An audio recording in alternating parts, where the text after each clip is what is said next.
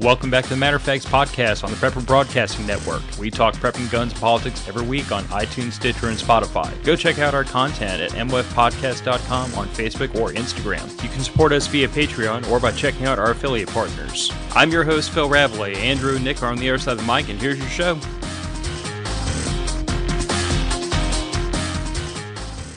Welcome back to the Matter of Facts podcast. Nick is here. Andrew's fired. He's not here. He's fired. I have fired him. I can't even pull off a Donald Trump impression, but this would be the perfect place for you're fired. It would. Okay, Andrew's not really fired. Andrew is off doing adult things and dealing with things, and I've spoken to him today, just check in on him. He's not fired. He's not fired. It's a joke. Sometimes. We always start the show off with a joke. Like, nothing I say in the first 45 seconds of the show should ever be taken seriously. When I say that Andrew is like a satellite technician or he's mixing Kool-Aid for the latest cult, like, it's all a joke. He's not fired. Well, except for the Kool-Aid part, that may be accurate. No. The only cult Andrew is allowed to drink to like mix Kool-Aid for is my cult that I haven't started yet. We should get on that. I think it's called the Patron Chat. Well, segue. I'm kind of good at that every now and then. So, to the patrons of the Matter of Facts podcast, thank you for joining my cult and helping offset the bills of this podcast so that we can bring entertainment and sociopathy to the internet. It's sorely lacking, as odd as that sounds, because the internet is pretty much nothing but sociopathy at this point. And Raggles in the chat, he's going to keep us honest or antagonize us or encourage mischief. Hopefully all three? Probably all three. I like all three. Merch. Those links are in the show description. Support a small business. And I don't just mean this one. I mean the one that actually produces the merch. Mm-hmm. They're nice shirts. And Cypress Survivalist. Our next board meeting is today's Thursday, the 8th. Our next board meeting is on the 10th. I've been told to expect steak, cigars, and whiskey. Ooh. And somewhere in there, we're going to talk business. So we have to finalize. Our event that's coming up in June. I promised my wife I would have that date, and I would tell y'all on the show when the date of the quarterly event was. And I neglected because I'm an awful freaking president and CEO of a nonprofit. It's a good thing it's not for profit. I mean, the God's honest truth at this point is just that. You and I have been talking. It has been a wild 5 days at the Rabalais household. It has, yes. Yeah. Hopefully it gets a little calmer for you here. I doubt it. No. If things got too calm, I wouldn't know what to do with myself. I mean, we are Rabalais after all. There's always therapy. There's always therapy, which I did not partake in because we were having a very intense family discussion literally 20 minutes ago. So family comes first, man. I had to skip the whiskey so that in case I had to be a responsible human being. That's fair. So, topic. Why is American infrastructure falling apart? Now, to front load all this, Nick sent me a video, which was actually mostly focused on like roads and bridges, but did branch out into a few other things. But it kind of got me thinking about something that we've kind of talked around several times in the past year. And that's the fact that like all of the things we depend on as a modern society, as an industrialized society, don't seem to be doing very well. True. You know, we've got water systems that are just barely marginal. Jackson, Mississippi, not too many years ago, had massive flooding up in that area. And for the first time in my recollection, a major metro area was under a boil water advisory. Mm-hmm. And like, it's one thing that happens in the middle of nowhere. It's one thing, frankly, that happens in Iraq, but it's Jackson freaking Mississippi. And I remember it being a bit of a situation because like you very quickly had to get tons and tons and tons of bottled water into that area to try to sustain this metro area. And it got to the point where like drinkable water was almost more valuable than gasoline. It was weird for a very short period of time. Well, realistically, at any point in time, drinking water is more valuable than gasoline. Gasoline only gets you to and from places and provides you with emergency power. Without water, you don't live. Now, I'm not familiar with do you know how big Jackson is? as far as people? No, but through the miracles of the internet, I can be very quickly. Well, the reason I bring it up is because realistically speaking, you're looking at the bare minimum, and we all know this 1 gallon rule per day per person in your household is way under what you should have. But it makes numbers really easy to look at as far as population goes. Jackson, Mississippi has a population of 153,701 as of 2020, but I think that's only this within the city limits. I don't think that So, the surrounding okay. metro area. All right. Let's go with that then. Then for a week, Hold up. 7 days. Population of the nearby metro area is 600,000. Okay, let's make it even bigger numbers then. 600,000 people under a boil water ordinance times 7 days, a gallon per person is 4.2 million gallons of water that have to be brought in, boiled, or otherwise filtered. So now I'm wondering how many gallons an Olympic swimming pool, carries. Mm-hmm. That is a good question. I don't know, but you see where we get really fast with these infrastructure projects. If they do start having problems, is the numbers of things we have to bring in to offset them rapidly gets unsustainable, and this applies to sewage as well. You ready for this? Go for it. An Olympic-sized swimming pool typically holds 660,000 gallons of water. Okay, so an Olympic swimming pool per day. Yeah, and the only reason I looked that up, because, it's kind of a meme that Americans will use anything but the metric system to measure things. But I will, yes. But when we start talking about like hundreds of thousands of gallons or millions of gallons, like I'm trying to help the audience put that into perspective, what 600,000 gallons of water is. It is not, it's not an inconsequential amount. It is a freaking massive amount to go through a day and then have to transport it and have to secure it and have to keep it clean. Yep. Like it's one thing if you just put the stuff in a tanker truck and bring it in, but then like you have to dispense it into clean containers. Otherwise you just contaminated the waters people are supposed to drink. Like it is an engineering nightmare to move that much water repeatedly day after day after day. Yeah, absolutely. And realistically speaking, if you have to move all that water on trucks, I'm not sure what a tanker truck will carry, and maybe that's worth looking up. Miracles of the internet. But I do know, because I worked in a grocery store, that your average 4x4 foot pallet of water bottles is usually stacked 6 high, and you get about 6-ish cases of water at 48 bottles a piece, stacked 5 or 6 high. So the answer is, obviously, because there's like lots of different sizes of tanker trucks, anywhere from 1,000 to 11.6. I know that when I was still in aviation, we were getting like about a typical 18-wheeler sized, tanker of jet fuel. And we would get usually 1 or 2 of those a week because of how much we were selling. Right. And those were around 10,000 gallons. So you need 60 of those. 60 of those things a day. And then you need the infrastructure to transport it, to offload it, to distribute it. I mean, distribution of it's the real problem.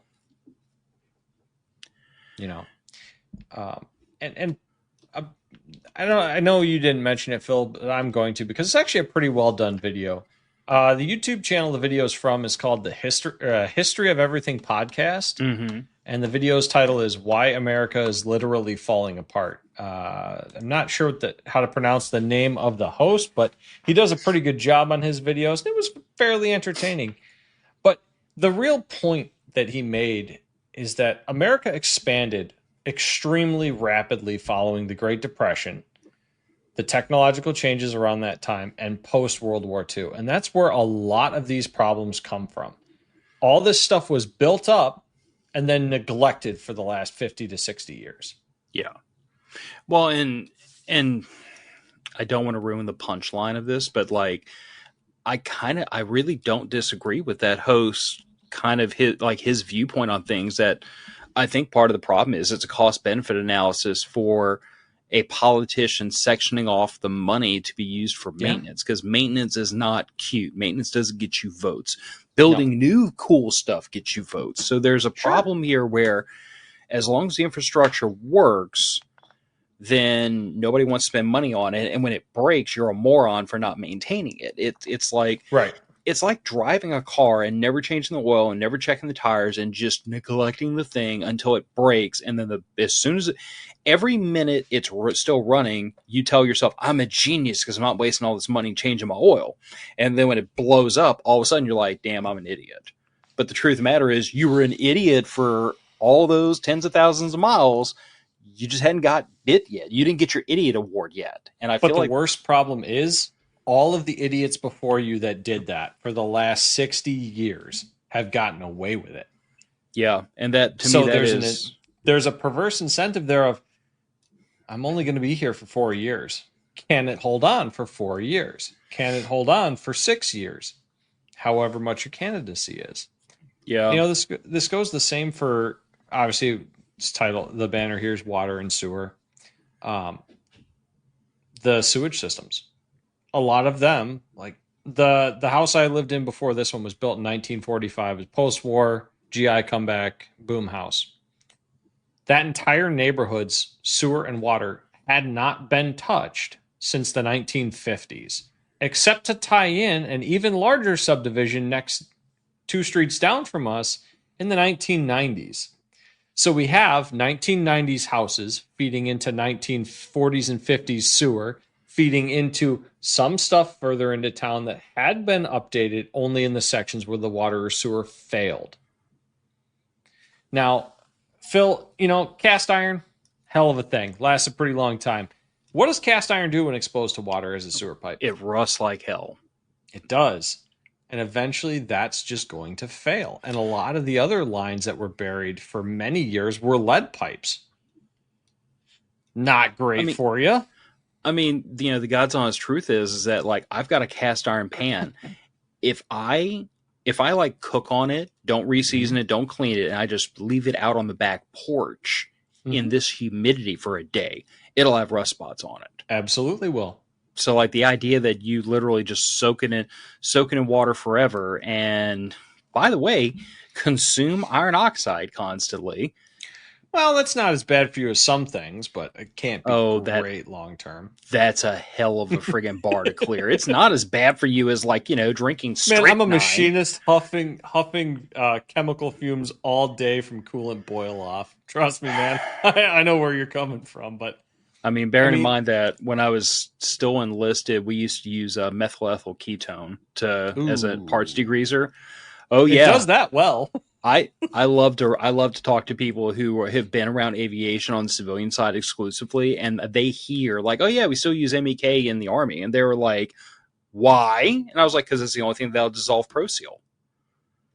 Yeah.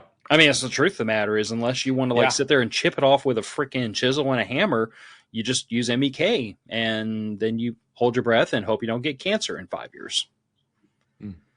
Yeah, pretty much. Well, fume extraction does a lot of good, but that's a good comment. There are lots of good comments. There are. Ragel makes a very good point here.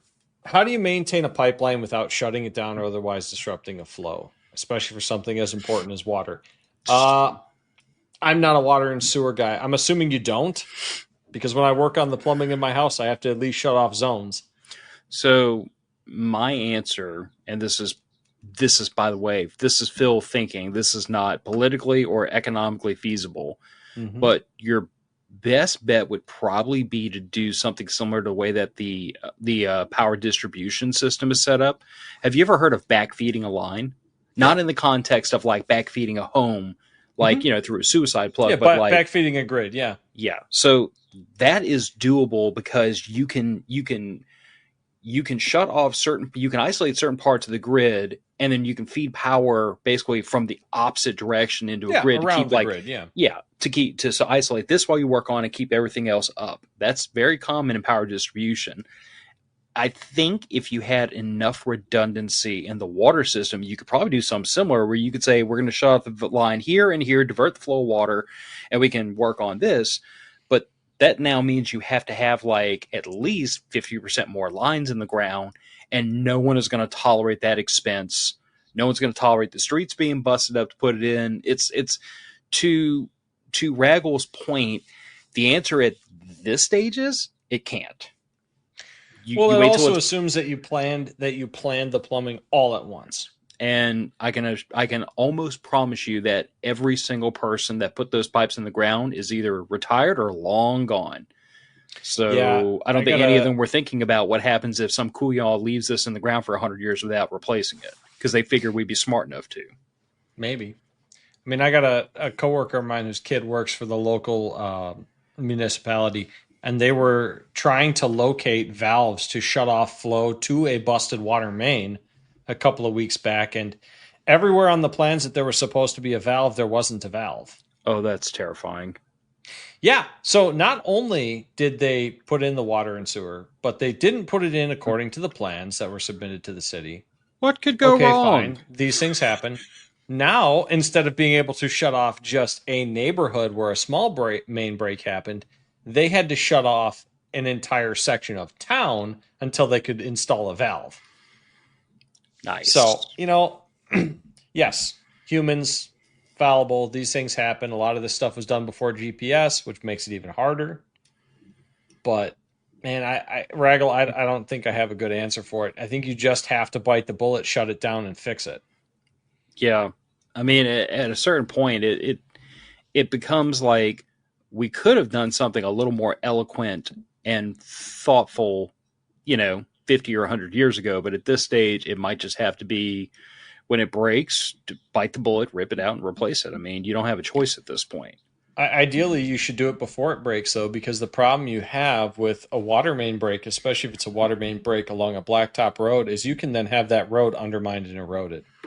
True. Now you not just have to replace the main break, tear up everybody's yards, which you were going to have to do anyway, but now you got to tear up the road to make sure that the road is sound, because a high-pressure water main can take out a lot of road very quickly. Yeah, Olivia is postulating that she thought that high pressure power flushing would work for cleaned out areas. I don't know. I'm not a... That might work for sediment, but that's not going to work for degrading pipe. No. And I will back up what Olivia is saying. Maintenance is cheaper than repairs. It is, however... Now, what I'm about to tell y'all is going to sound like the freaking stupidest thing on earth. So just bear with me. Bearing in mind that very often bearing in mind that most of your public utilities are either publicly owned or they're privately owned and administered and overseen by a public governing board, very often they have one budget, which is for maintenance, and one budget, which is for repairs, and they don't commingle. They are separate line items. So while, yes, Olivia, it's probably cheaper to do the maintenance, when the maintenance budget is expended, you are not doing any more maintenance for the year. Period. End discussion. Now, if something breaks, you can fix it, because that's considered an emergency break. Is considered an emergency break. You can kind of skip the line, ignore things, and you can make things happen. Like, that's very common in power distribution, where you have X amount of money for doing maintenance, doing clearing tree limbs that are getting close to power lines, or replacing things preemptively, replacing poles that are rotten or damaged. Mm-hmm. But it is very commonly understood that when that maintenance budget is expended, you're done. And from that moment forward, if there's like a hurricane or tornado, if anything happens and you're no longer in the maintenance phase, now you're in the repair phase, it is balls to the wall, fix everything you possibly can before, the money gets shut off. And I understand that sounds amazingly short-sighted and stupid, and maybe it is, but I'm not here to tell you what makes sense. I'm just here to tell you that's the way it tends to work. Partisan Comms Group. I'm going to start calling him Partisan Comms Guy, because I like it. I mean, I know him. He's a guy. Cool dude. Mm-hmm. Nowadays, there are some cured-in-place products that are used to rehab sewer pipe, and you don't have to dig up the street. Which is fantastic. Mm-hmm. But that only works if the pipe is still reasonably intact, from what I understand.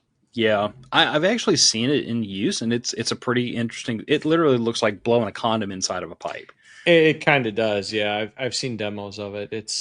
I'm sure it is very functional, and I'm sure as long as the pipe isn't collapsed or catastrophically leaking, it works. But that would require the state or locals to do it before the pipe gets to a failure state.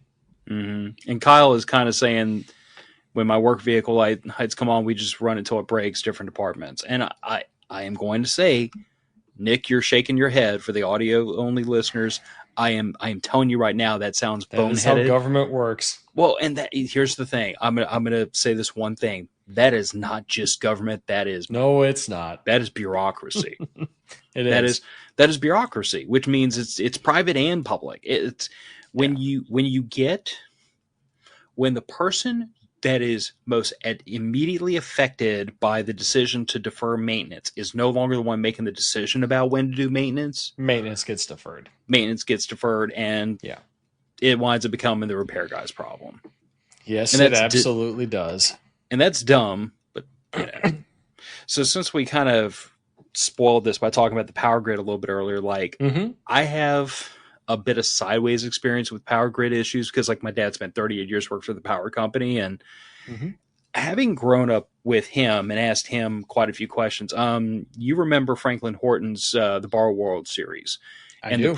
The premise there is that you have a distributed attack by a terrorist group, and they target very specific power distribution centers that shuts down the entire grid nationwide. Yeah.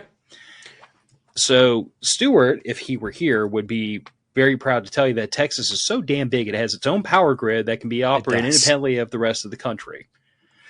But I asked my dad, they don't get snow. Yeah. Ooh, you went there. Ow. I did. Got to throw shade at Stuart a little bit now and then. I mean, that's fair because he's thrown shade at all of us, whether or not we deserved it. That's all right. It's good fun. I asked my dad, I talked him through the scenario, and I said, how plausible is that? And he did the scariest freaking thing a person can do when faced with a hypothetical like that. He didn't say a word. He just looked out the windshield and thought about it for a minute. And he was like, yeah, you could do that with probably about a dozen guys. And I immediately was like, what do you mean you could do it with a dozen guys? He's like, oh yeah, I know where all these distribution sites are. He said it's public access. He said most of them, it's not secured information at all. It's public access, and most of those sites are behind a hurricane fence. You can literally get within 12 feet of the stupid things. If that. Yes. I mean, there's a major natural gas pumping station that is not very far from where I live right now. In fact, you could walk there in a couple hours. It is a chain link fence about 7 feet high that separates a highway from a natural gas pumping station. There's no bollards. I'm fairly certain if a semi truck went off the road in the wrong way, it would take out that entire facility. Because it's not very big. These things are not that huge. Yeah. But, I had a similar discussion with a friend of mine that he works for ComEd. And I asked him, I said, very similar question. I said, how hard would it be to shut off all the power to, say, the Chicago metro area? And he said, oh, there's three stations. If you took out two of them, I mean, it can survive any one of them going down. But if you took out two, then they'd be completely in the dark. And it would take, he said, I don't know, maybe a couple of months to fix because you can't get those big transformers. Nope. Most of them are custom made to that area, to that site. Yep. And by the way, most of them are not made here in the U.S. A lot of them are made in Europe, believe it or not. Germany is a big source for those. Some of them are made in China. And that should scare the crap out of y'all. It should. But even if you overlook the whole angle of a terrorist attack or an intentional targeting of the power grid, this was the thing that my dad and I were talking about the other day, because we were talking about this several years ago, this big push towards electric cars. And I was thinking to myself, I'm like, I've got a 200 amp service to my house because my house was built in 1995. Yep. But I'm pretty sure I remember my great grandmother's place up in North Louisiana. I think that was a 60 or an 80 amp service. It was built. I mean, Jesus Christ. I want to say that place was built in the early 20th century. When 60 or 80, when 100 amps of service in a house was Jesus Christ, what are you trying to do?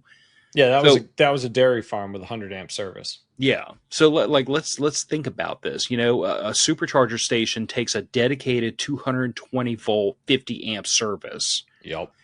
And if you don't have a 200 amp service to your house, let's say you only have 150, or let's say you have an even older house and that with less service to the house, like you may not have enough available headway in your electrical system to absorb that additional 50 amp load. Bearing in mind that you're going to come home from work, you're going to turn your air conditioning down to whatever, you're going to plug in your friggin' supercharger station, and it's going to start sucking 50 amps as hard as it can.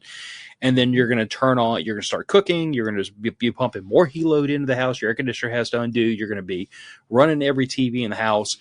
All these things coalesce together to the fact that like some individual houses cannot absorb the load from the supercharger station. But it gets worse, because I asked my dad about this, and he told me, he said, right now, there are moments in time in the city of New Orleans, because there's so many of those houses down there that have very old, antiquated appliances that are not Energy Star certified. So many old air conditioning units that are not modern, high efficiency units. He said that there are times in the summer where for multiple hours in a row, the power grid is at 110% of its capacity. Yep. And you want to convert 25% of all households to electric cars and stuff another 50 amp appliance into them that's going to run in the afternoon at peak usage. My dad told me, he said, if they converted 25% of all households to electric cars in the state of Louisiana, he said the power lines would glow orange.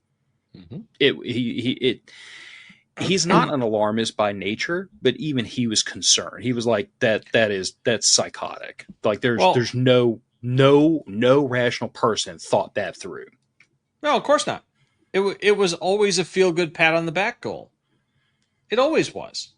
It's, electric cars, they're cool. They're not for everybody. They're not for me. But you're right, Phil. It's a 50 amp service. My first house had 100 amp service. When I moved out here, it also had 100 amp service. We had it converted and upgraded to a 200 amp service because, as you can see, I like heavy power equipment. Yes, you have toys, and they are very thirsty. I have power hungry toys, and this is the least power hungry of the toys that I plan to have. So I need more electric power than that. But what we had to do when we upgraded our power service was we had to have ComEd come out and take a look at our pole and the line coming into the house from the pole to see if it would support 200 amp service. We were lucky. It did. We didn't have to pay to upgrade the line to the pole. Now, the thing about that is, if you are coming into, say, an older neighborhood and hooking up, say, an electric car, or God forbid, 2 electric cars to the grid, so that's an extra 100 amps on your house load, that's 50% of most modern houses' breaker box. You come in, ComEd says, sorry, we can't give you 300 amp service so that your air conditioner and everything else can run. All right, but, we can upgrade the wiring on the pole, but you're going to have to pay for that. And last I heard, it was measured in thousands of dollars per foot. Yes. That they have to run. Yes. Now, it's not cheap. It's not. It's really not inexpensive at all. And that's before we even take into account all the AI computing stuff that's been going on lately. I mean, they're restarting a nuclear power plant just to support an AI computing center. I actually heard just today that Louisiana is being looked at as a future hub for multiple AI systems, specifically because we have such rich natural gas deposits within our state and right off the coast. So basically, they're looking at it as like, okay, we need a place where we have lots and lots and lots of fuel available to turn generators and to turn plants to be able to, power these things. And Louisiana happens to have an extraordinarily robust energy footprint right here. And we also have a very much a burgeoning oil and gas industry right here. So there's a couple of companies looking at putting AI hubs down here because they're like, they've already got the infrastructure to pipe all this natural gas wherever the hell they want. We might as well consume it locally. I mean, but that makes for an interesting point, though, when you talk about the fact that, like, the city of New Orleans, grid is at 110%. We're running into a situation where, like, the power grid as it was originally envisioned was not envisioned to run electric cars. It wasn't envisioned to run the types of loads that we are seeing in homes today. It wasn't built to run houses this large, or this literally houses where like there's a TV in every room, there's 3 computers running, and then you throw AI in on top of that, which is like using a nuclear bomb to friggin' start an internal combustion engine. It's a situation where like the power grid is being completely and totally outstripped by demand. Yep. And there's no miracle cure to that. You have to beef up the lines, you have to beef up the infrastructure, and AI is the one thing out of that whole thing I think might actually solve that problem for itself, because that will force them to do upgrades. Well, but only to those locations. Yeah, because those companies will pay for it. Yeah, and I guess that's why I'm saying, like, I don't think that's going to fix the power grid, but I think AI will at least fix itself, because the profit margin there is robust enough that it will pay for itself. It'll pay for the infrastructure. They'll build power plants on site. Yeah. Yeah. And like I said, the natural gas pipelines will be pushed. I mean, everything will be done to support that. But when you start looking at, like, you start talking about putting like 2 electric cars in every garage in the U.S., it's just not feasible. Not even in 25% of most households. I mean, hell, they're already having rolling blackouts in California. I mean, I understand electric cars. I understand the appeal. I just think, Olivia makes a good comment. She's got a friend in South Africa right now. They're doing load shedding. Basically, what that comes down to is scheduled power cuts every day or every other day or so many hours throughout the day. And when your neighborhood is scheduled for a cut, you just have no power. And then the next neighborhood takes its turn of having no power. That's a terrible solution. That is a really stupid solution to a problem. And it would be one thing if it was like a temporary solution to a temporary problem. Sure. But I mean, I'm seeing this type of thing implemented in multiple areas around the globe, and it's almost you see it every summer in California.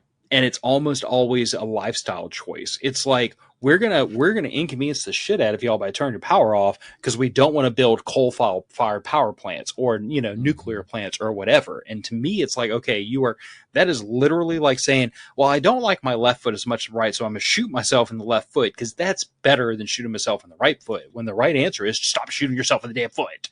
That is accurate, yeah.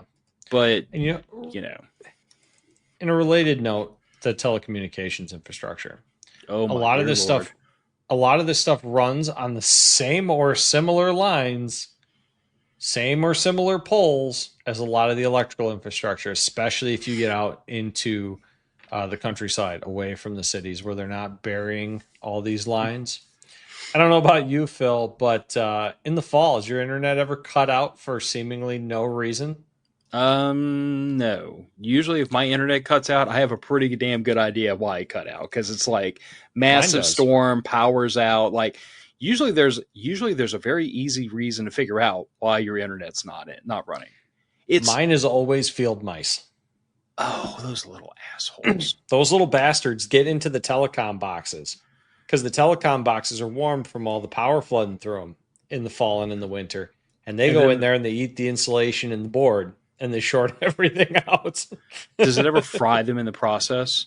I don't know. I've never asked. But almost every, I shouldn't say every time, but most of the time when I have a telecommunications issue in the fall, in the winter, or in the spring, the guy comes back and says, yeah, mouse chewed through your line. We hooked you back up. You're fine. See, at least if it cooked the little son of a bitch, then I wouldn't be quite as aggravated as if he inconvenienced me and it didn't cost him anything.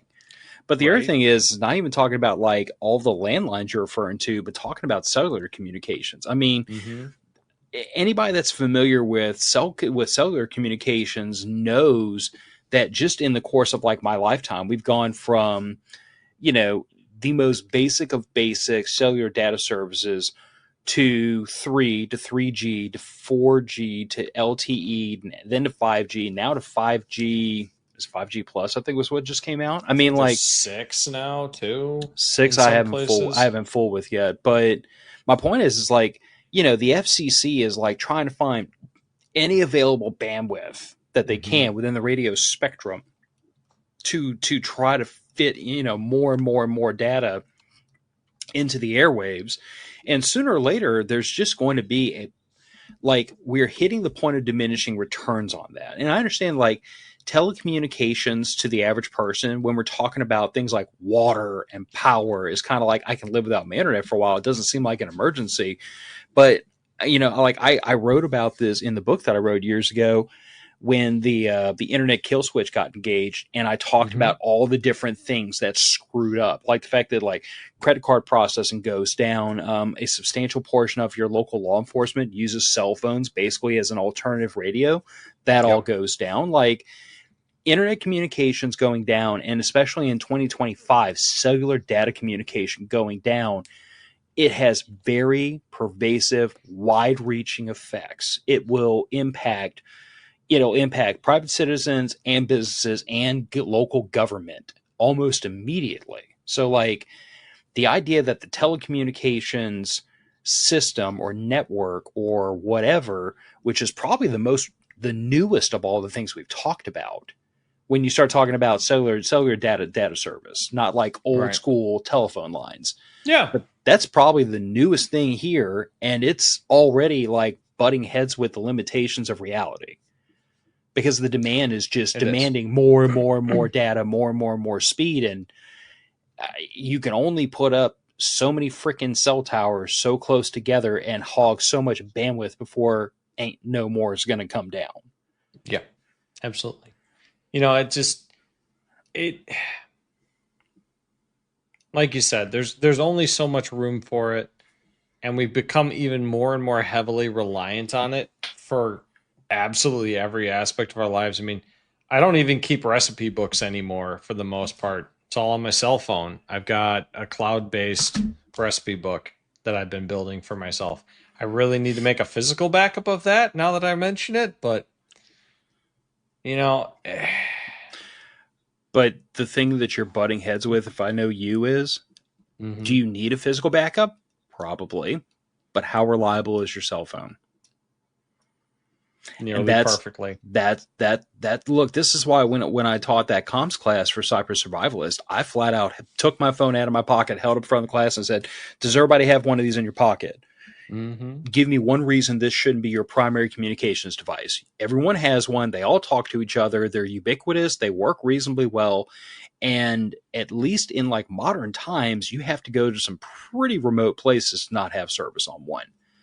It is one of those situations where I would never tell a person you don't need physical backups. Yeah. But I would say that for the person that says, I know I need physical backups, but there's also about 20 things more important than that, I would say, yeah, because the daggum thing works. So it does. My cell phone is more reliable than our power grid locally. That's for damn sure. And, as far as for me, at least water and sewer, I'm on a well and septic. So it's as reliable as my groundwater until my pump fails. So yeah. PCG is saying that one current application for AI is to monitor oil refineries and manage those complex systems.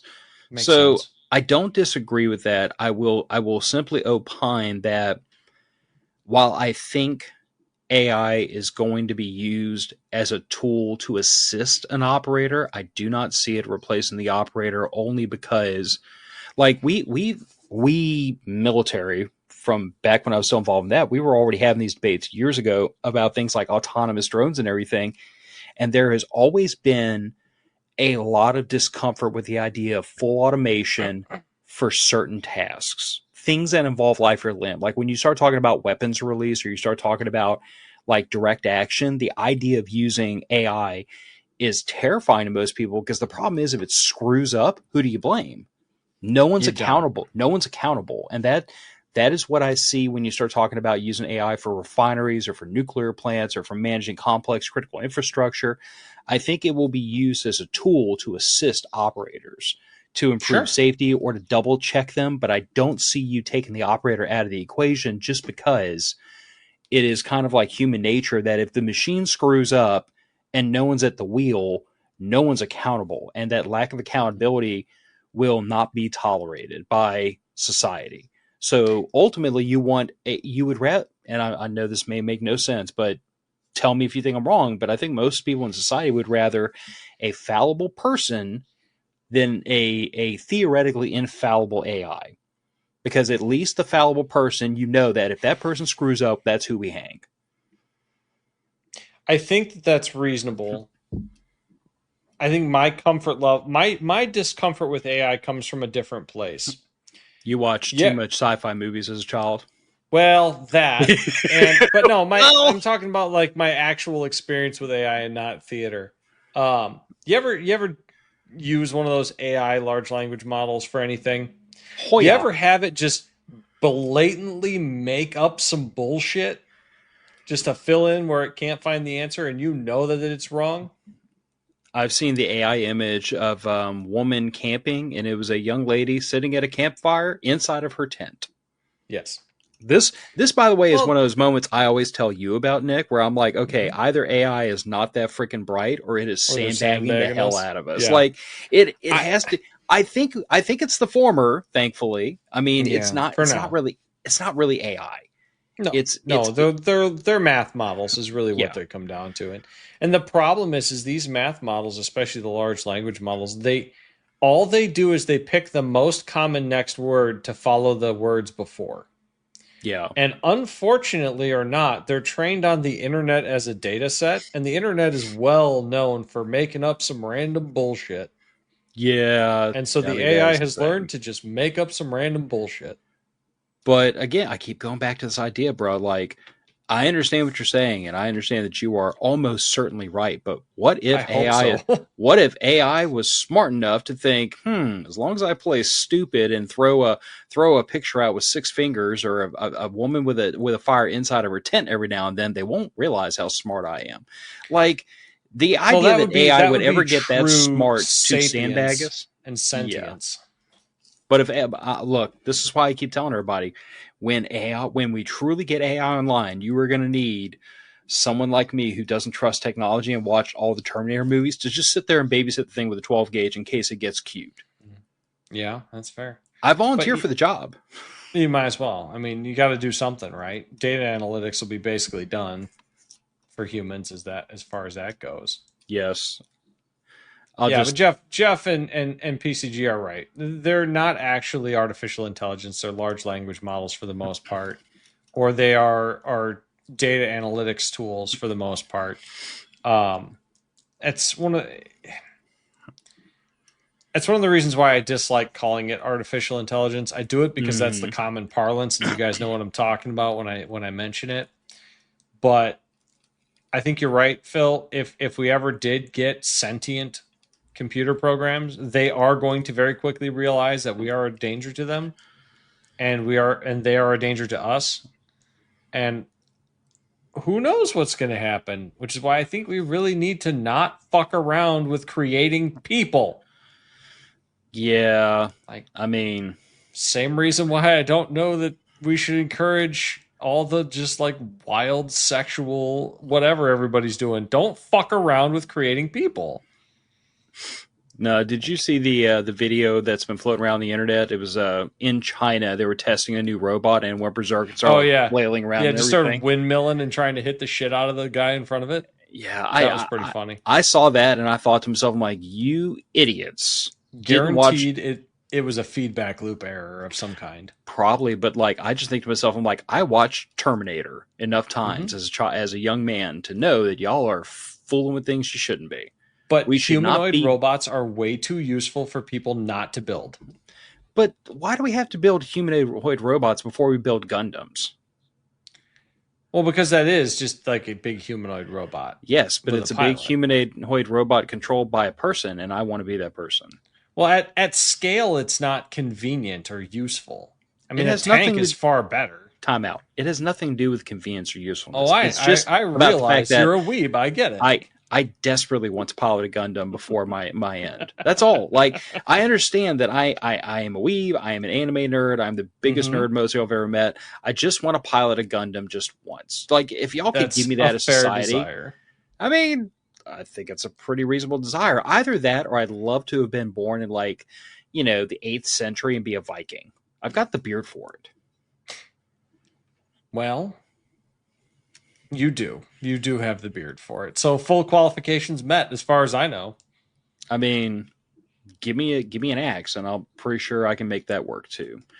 Yep. So I don't know how roads and bridges got this far down the list, but like this was the original topic of the video that spawned this whole conversation. And like, I don't feel like I need to work too hard to convince any of y'all that our roads are screwed. Like, I live in Louisiana. You can literally blindfold a person and drive over the Sabine River or over the Pearl River and immediately know when you're in another state, because all of a sudden the roads are a lot nicer. And by the way, Kyle, if he's still listening, because he said he used to live in Mississippi. Do you know how bad it is when you say Mississippi's roads are better than yours? That is diabolical. It is diabolical. I don't think that applies so much to the interstate. Like I-10, I-12 is reasonably well manicured, but like, well, that's because that's manicured by federal funds for the most part. Yeah. Now I was going to say like local funded. Old Highway 90 that is currently shut down because there's a bridge through there that is not doing well. But there's a lot of bridges that aren't doing well. Yeah, according to the video that you referenced earlier, like 1/3 of them, which is terrifying considering one third of them are in desperate need of repair. 2/3 of them are in serious need of repair. But see, the part of this that makes me the most worried is like I drive over a bridge twice a day, every day I go to and from work. Yep, and I know when that bridge was constructed because we had to build a new one after Katrina because like one whole span fell in the freaking lake and they had to build a new one. That bridge is only 20 years old, give or take, less than 20 years. That's pretty good. But you look at like the Causeway Bridge. That is an enormous freaking bridge, and I can't remember the last time they did any serious maintenance on it. And it gets the crap kicked out of it on a daily basis because you've got hundreds of thousands of people driving in and out of the city of New Orleans across it every single freaking day. You know, one thing that the video mentioned that I didn't even realize, Phil, was when the interstate system was actually built and when it was finished. Didn't really start construction until the 1950s, and some parts of it weren't done until 1990. So we have a large interstate, lot of overpasses, bridges, a lot of different viaduct systems on that. A lot of times it's going over water. And some of that stuff has been in service continuously since the 1950s, which maybe the Causeway Bridge might be one of them. Through the miracles of the internet. That's just going to be a catchphrase. Of the internet. We should make that a shirt. Through the miracles of the internet. Ooh, you know what? Get them on there. Through the we need a riff. We need a riff off of He-Man, where he said, "No, by the power of the internet." I was thinking by the power of Grayskull, but yeah, by the power of the internet. There you go, Chris. If you're watching, sketch that down. Do the thing. Ideally, with like Phil in a He-Man pose with a cell phone. Preferably with ripped abs and sculpted pecs, not my usual like chubby. I was just going shirtless Phil with a cell phone, but that's fine. If you put shirtless Phil on a shirt, it's going to get you arrested for obscenity. Fair enough. So it's look, we all see the road maintenance going on. Yeah, it's being done all the time. But a lot of that is just resurfacing work. They're not actually working on the below grade part that supports the road. And a lot of times on these bridges, when you see them doing road work on them, that's the same thing they're doing. They're cutting up the top of the bridge and relaying new asphalt over top of the existing bridge structure and not repairing the iron and concrete underneath. Phil, you have a terrified expression. You want to take a wild guess when the causeway was opened? 1936. Oh, God, no, not that bad. Oh, okay. The southbound span was opened in 1956. Oh, okay. So the northbound was constructed in 1969. So 50, 60 years. With plenty of salt. And humidity. We don't, brackish water. We don't salt the roads down here, thank God, because we're smart enough to live in places where it doesn't snow very often. Olivia, you are correct. Eisenhower was responsible for the plan for the interstates and highways. But it was not completed until, in some locations, the 1990s. Yeah. But like I said, I mean, that's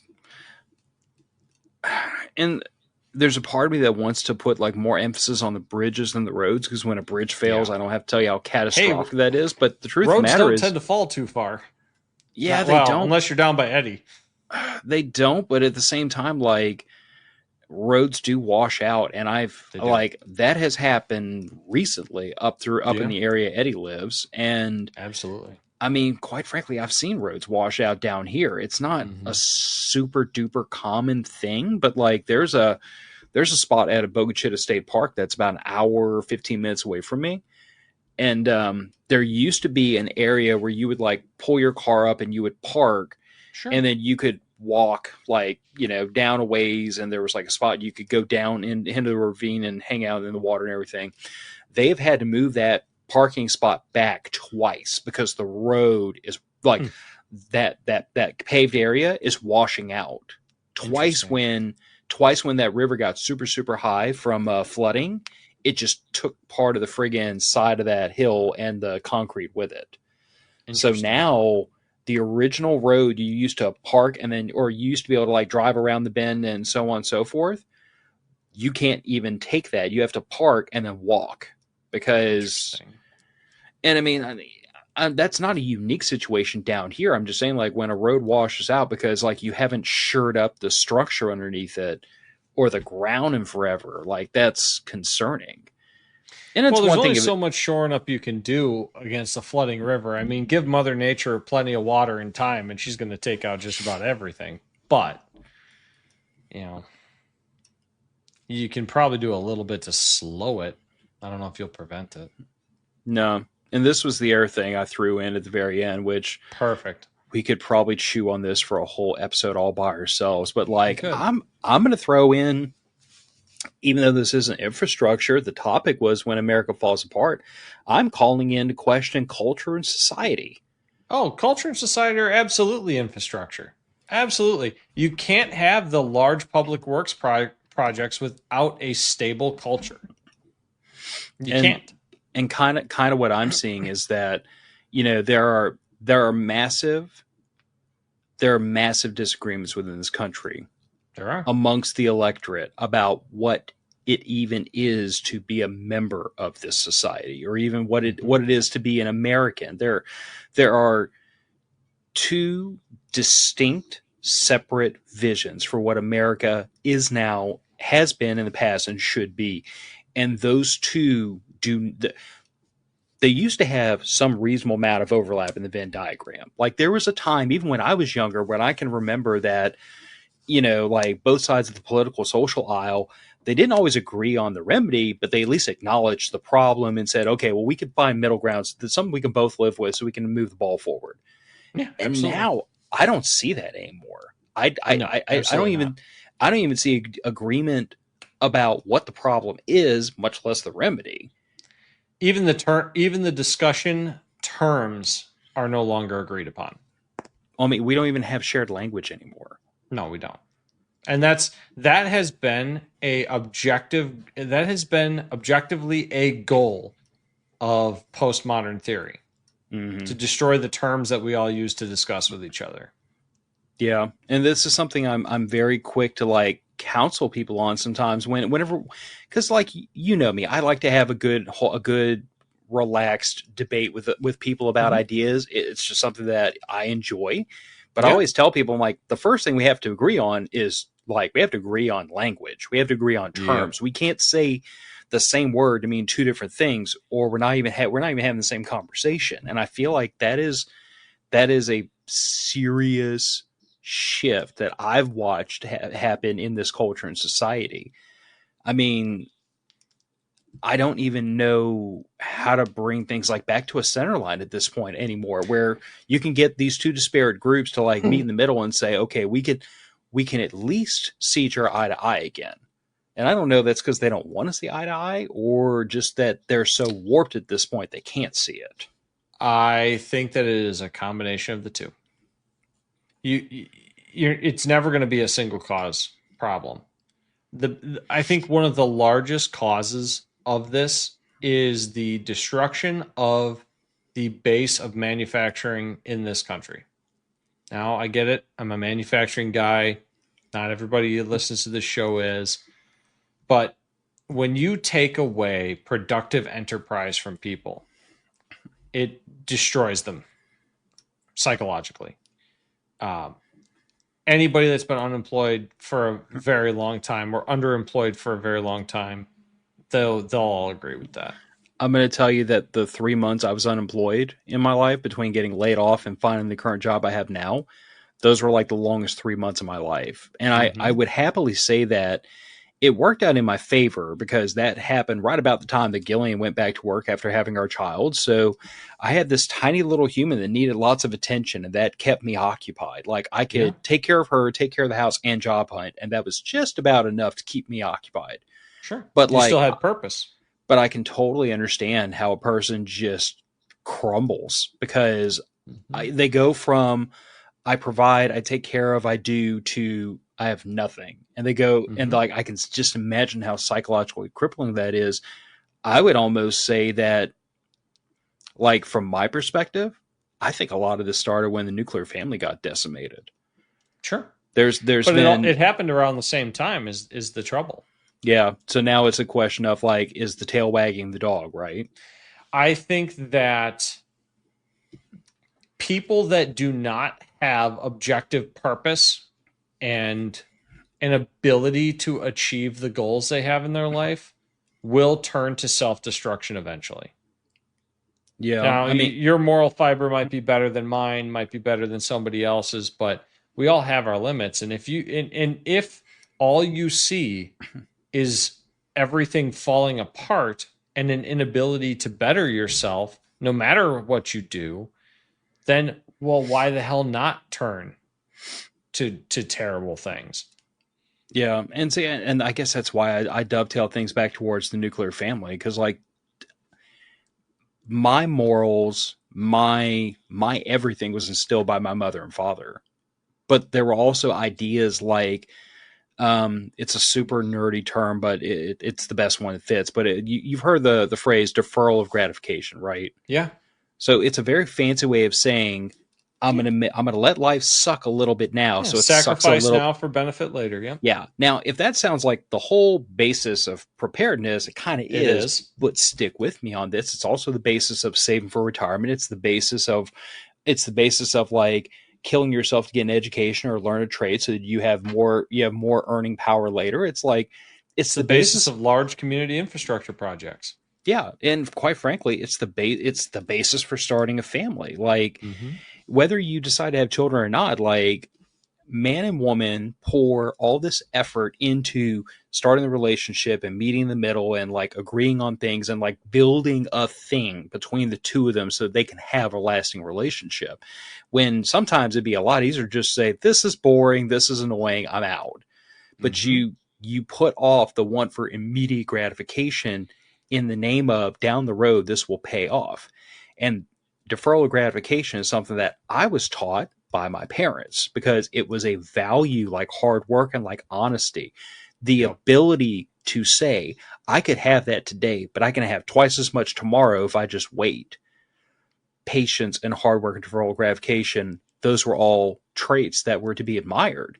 Unfortunately, I'm now seeing this other part of our culture that is in the exact opposite boat. They are very much of I want it right now. I want it immediately. I want twice as much of it. I don't want to work for it. I want to hand it to me. And I want to have fun today. I don't care about tomorrow. Yeah. And the problem with that problem with that personality is when we get to tomorrow and they have nothing, then I am imagining based on prior experience, there's going to be some crying over sour apples. Oh, there's going to be why doesn't everyone take care of me? Why am I not being taken care of? Why is this not solved? Yeah. And it, like I said, it's the cry for socialism. And see, I don't disagree with you. It's a cry for socialism, but I think it's deeper than that. I don't think it's just the cry for socialism. I think it is the cry of immaturity. It is. Because, like children expect things to be done for them to be taken care of, for Children complain about hard work. I have a child. I have a 12-year-old. I asked her just today. She had to wash. She put like one or two of her things in the washing machine and was just going to wash those one or two things. And I was like, hey, would you go get all the clothes out of the bathroom and just run a load? And she kind of got an attitude. And I was like, I pulled the dad, the dad rope and said, Good. and told her, I'm like, I do not ask a lot of you. Mm-hmm. I do a lot of, I go commute 2 hours a day, work 9 hours at work, come home. And the first thing I did when I walked in the door was start doing housework. Yep. Roasting coffee, taking care of this, take care of that. Mom's cooking dinner. I don't ask a lot of you. So when I ask you to do something, don't fight me. Just do it. But I am forgiving and understanding of that personality because she's a child. She still needs to learn. It's on dad to teach her the value of hard work and to make her see that when you expend a little bit of effort on behalf of the household, the family, we all benefit from it. Even she benefits from it because now mom and dad are a little less stressed out or have a little bit more time to spend with her doing something she wants to do if she wants. Absolutely. But I see this segment of society that their parents are not teaching them those things. And because a lot of the parents weren't taught those things. Which then becomes a self-perpetuating cycle. And here's the thing. I don't disagree with what you're saying, but that answer aggravates the shit out of me. Oh, because, yeah. No, I'm just saying it is a contributing factor to the problem. I'll give you that. But the reason it aggravates me is it's like the same argument I have when somebody says, well, I didn't know. Yeah. This thing is a portal into the internet. It has all of the world's knowledge in front of it. It has a lot of bullcrap too, but let's call it what it is. Like literally scholars would have to travel their entire lives to read enough books to learn all the stuff you can Google on this goofy little thing, this cell phone.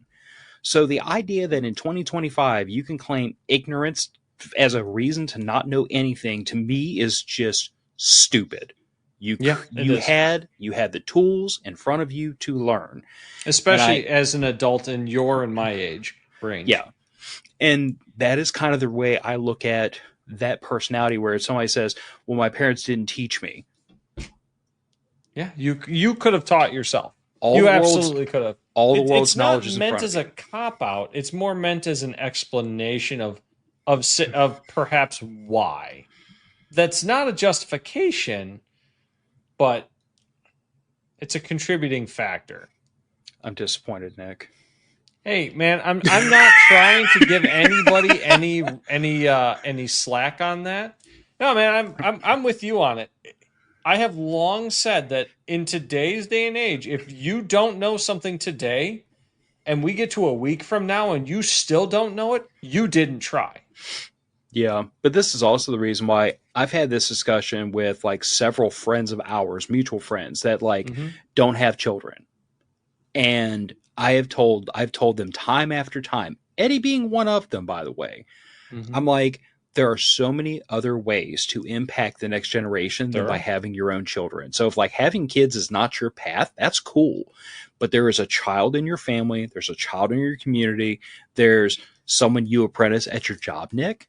Yep. Maybe a young, impressionable 18, 19-year-old who's hardworking and just hasn't had a lot of breaks.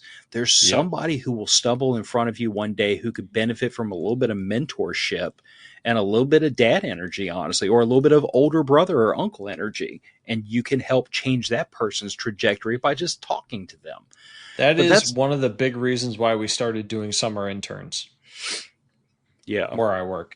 Because there are so many very bright young men and women out there that do not have the chance to experience the thing that just might click with them. Two of the guys that we had apprentice with us, one of them ended up working with me for like a year and a half. He's now working somewhere else on a different crew. And you know what? All the power to him. I wish him the best. He was excellent while he was with me. He did a fantastic job. The other one, he ended up in an engineering school, and I think, if I recall correctly, he's going to be a manufacturing engineer instead of an electrical engineer based on his experience with us. So, kid found something he loved. Not the same way that I like what I do. Like, he doesn't want to be the guy running the machine. he's going to be the guy designing the machine. Mm. You know, you can make a big impact on people in a short amount of time.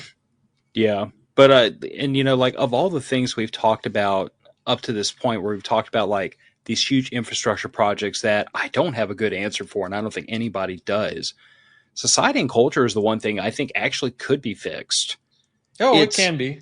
It's going to but take a couple generations, but yeah, it can be fixed. honestly, I don't even know that it'd take a couple of generations. What I think about when I think about fixing culture is the way that it's the way that I used to counsel people about what it was going to take to change the culture around like firearms and the Second Amendment. Mm-hmm. And I was saying this 15, 20 years ago.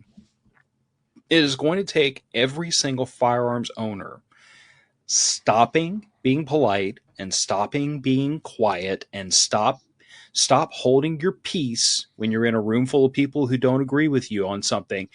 It's going to take everybody advocating every day, everywhere they go, politely and in a knowledgeable way.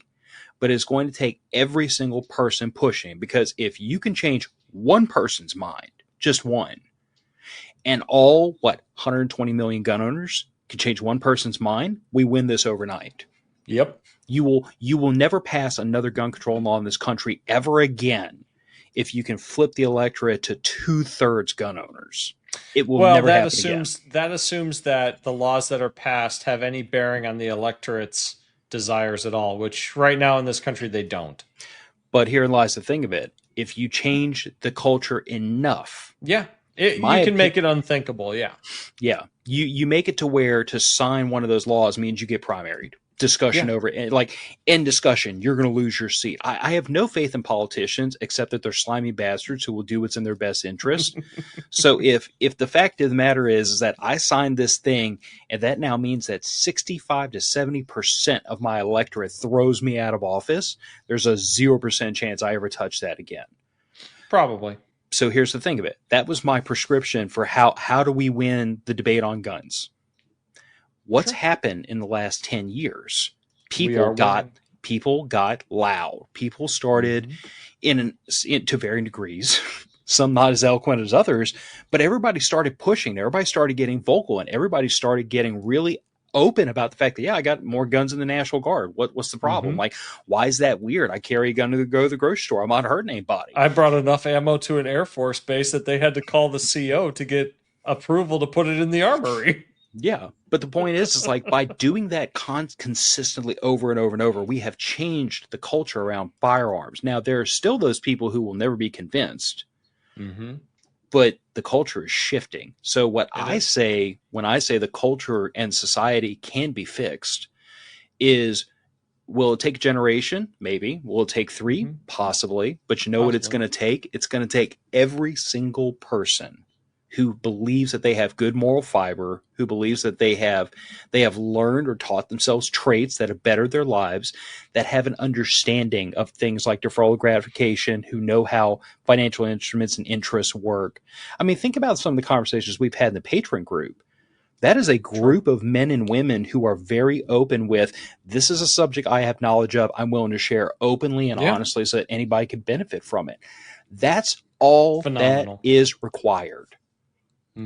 All that is required is for us to get our eyeballs out of our cell phone, get our asses up off of our couches, and go find our tribe. And then we work to build each other up. And then we invite other people into the tribe and build them up. And eventually, if you do that enough times, you fix the problem with society and culture, because you're always going to have that person who says party hard. You're always going to have the ant and the grasshopper.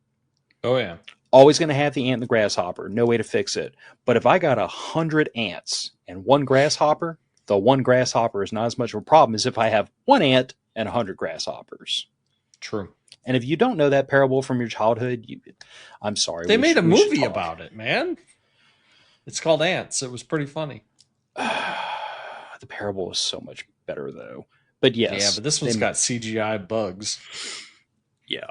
But like I said, I mean, that's kind of that is, I'm not trying to like talk to death or get super preachy, even though it's what I do right, a lot of times. But like, I feel like culture and society, that's the one thing that we as individuals can fix, but you're going to fix it one person at a time. Well, that's what we're trying to do right here. It's what you're trying to do with Cypress Survival. It's what I hope everybody of our listeners are trying to do in their lives. Just try and help one person at a time. Now, the reason why I say it'll take 3 generations is largely because of inertia. You have older generations of people that, frankly, you're probably not going to get them to change. And there's a saying that I've heard a couple of times from a few scientists: science advances one funeral at a time. And unfortunately, culture changes one funeral at a time too, sometimes. Because I guarantee you, we're not going to get Nancy Pelosi or Joe Biden or the Turtle Man in Congress to change the way they think. I can't even remember his name. Mitch McConnell. That's who it is. Man looks I started like laughing because I knew turtle. who you were talking about immediately. You just said turtle. All I can see is him in a green shell, man. I don't know what it is, but some of those people, they're so old and stuck in their ways that you're not going to get them to change. Fortunately, a lot of the people that are making culture as wild as it is right now are younger. There's room for them to change. Their brains aren't hardened the way some of the elderly are. So let's try. What do we got to lose? Yeah, and I mean, the truth of the matter is like, you and I are both millennials, but the truth of the matter is that that's not the prescription I want to give to like the younger people or the older people. It's like, no, you need to, wherever your circle is, wherever your people are, that's where you need to start working. Yep. Like in my workplace, I am among the younger people in my workplace, being 42 years old.